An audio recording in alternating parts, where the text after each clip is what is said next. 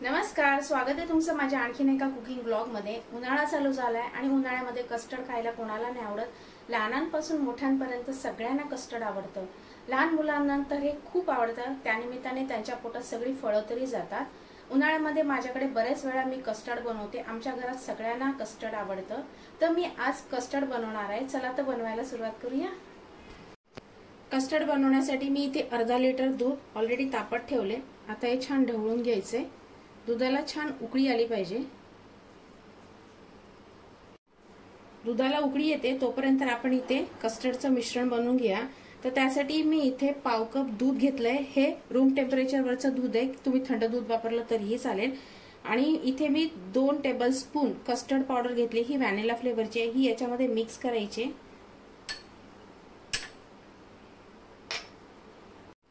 Custard powder दुधामध्ये छान mix करून घेतले। याच्यात अजिबात गुठळ्या नाही राहिल्या पाहिजेत। अशा पद्धतीने मी हे मिक्स करून घेतले। दुधाला सुद्धा उकळी आली। आता हे कस्टर्ड आपण याच्यामध्ये टाकून घ्यायचे।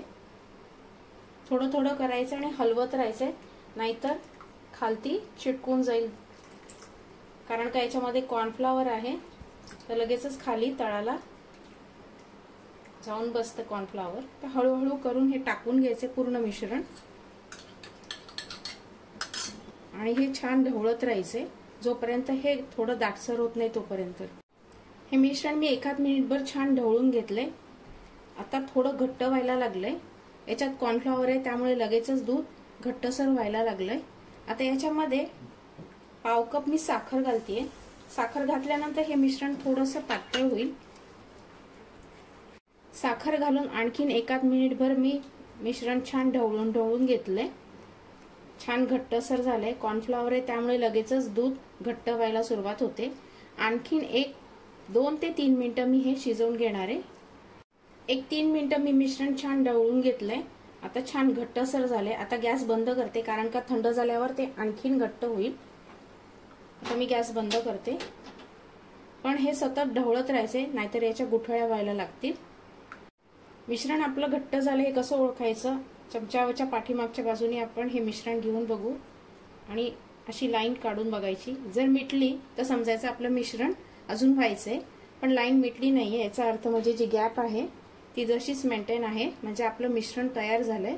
आता हे पूर्णपणे थंड करून घ्यायचंय।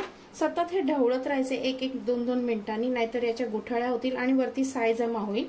आणि 1 तासानंतर हे फ्रीज मध्ये थंड करून घ्या, 2 ते 3 तासासाठी। आता हे मी असंच ढवळते आणि थोड्या वेळाने हे मी फ्रीज मध्ये ठेवून देणार आहे, एका बाउल मध्ये काढून। मिश्रण मी बाउल मध्ये काढून घेतले। आता हे अर्धा तास रूम टेम्परेचरवर थंड करून घ्यायचे, पण सतत हे ढवळत राहायचे 1-2-3 मिनिटांनी। त्याच्यानंतर 2 तास मी हे फ्रीज मध्ये थंड करण्यासाठी ठेवून देणार आहे। मी कस्टर्डचं दूध 1 तास थंड करण्यासाठी ठेवलं होतं। आता जवळजवळ 2 तास झाले आहेत। आता हे विस्कच्या मदतीने छान मिक्स करून घेऊया।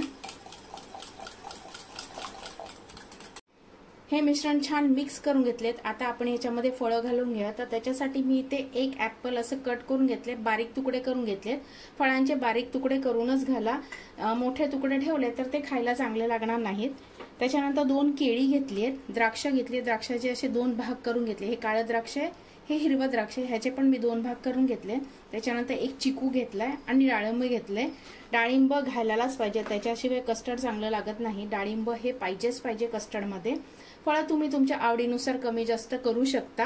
याच्यामध्ये तुम्ही किवी, स्ट्रॉबेरी, आंबा घातला तरी चालेल। आता आंब्याचा सीझन आहे, पण माझ्याकडे आता ही फळं नाहीये, जी होती तीच मी घेतलेली आहेत। आता तुम्हाला जेवढी फळं ह्याच्यामध्ये टाकायचे त्या अंदाजाने तुम्ही याच्यामध्ये टाकू शकता। मी थोडेसे याच्यामध्ये गार्निशिंग साठी ठेवून देते। ऍपल टाकले, केळं, मला कस्टर्ड मध्ये केळं खूप आवडतं म्हणून मी 2 केळी घेतलीत, तुम्ही 1 वापरलं तरीही चालेल। त्याच्यानंतर चिकू, द्राक्ष,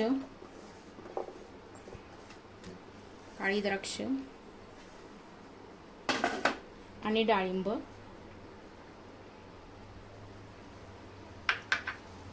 टाकून मी छान मिक्स करून घेतले। आता याच्यामध्ये मी काही ड्रायफ्रुट्स टाकते। ड्रायफ्रुट्स टाकणं अगदी ऑप्शनल आहे, नाही टाकलं तरीही चालेल, पण खायला छान लागतं ड्रायफ्रुट्स याच्यामध्ये, म्हणून मी टाकते। थोडेसे काजूचे तुकडे, त्याच्यानंतर बदामाचे तुकडे आणि थोडेसे पिस्ता। आता हे परत एकदा मिक्स करून घ्यायचे। तुम्ही याच्यामध्ये पाणी असणारे फळं अजिबात टाकू नका, म्हणजे संत्री, कलिंगड अशा प्रकारची फळं ज्याच्यातून पाणी बाहेर येतं ती फळं याच्यामध्ये टाकू नका। ज्याला पाणी सुटतं अशी फळं याच्यामध्ये टाकू नका, नाहीतर कस्टर्ड अगदी पातळ होईल। आणि आंबट फळं सुद्धा याच्यामध्ये टाकायची नाहीये। तुम्ही याच्यामध्ये स्ट्रॉबेरी, आंबा किंवा किवी टाकलं तरीही चालेल। आता हे मिक्स करून घेतलंय। आता हे परत 1 तास फ्रीज मध्ये ठेवून देऊया थंड करण्यासाठी। कस्टर्ड मी फ्रीज मध्ये 2 तास छान थंड करून घेतलंय। छान आणि मस्त असं थंड झालंय। आता आपण हे काढून घेऊया। मी इथे असे काचेचे 2 बाउल घेतले, छान दिसतात म्हणून मी असे काचेचे बाउल घेतले। तुम्ही जरी स्टीलच्या वाटीत काढलं तरी काहीच हरकत आहे, टेस्ट मध्ये काहीच फरक पडणार नाहीये।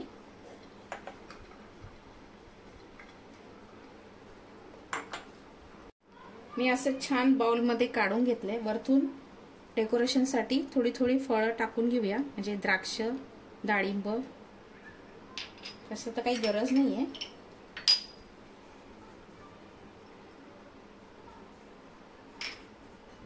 डाळिंब दिसायला छान दिसतं म्हणून टाकते। आणि वरतून थोडेसे ड्रायफ्रुट्स टाकते, बदाम आणि पिस्ता। नुसतं पिस्त्याने गार्निश केलं तरीही चालेल। फ्रूट कस्टर्ड बनवून तयार आहे। खूप सुरेख दिसतं। मी गार्निशिंग साठी थोडेसे ड्रायफ्रुट्स टाकले। ड्रायफ्रुट्स टाकणं अगदी ऑप्शनल आहे, नाही टाकलं तरीही चालेल। खायला खूप टेस्टी लागतं। तुम्ही घरी एकदा नक्की ट्राय करा आणि कसे झाले मला कमेंट बॉक्स मध्ये नक्की सांगा। थंड थंडगार असं फ्रूट कस्टर्ड बनवून तयार आहे।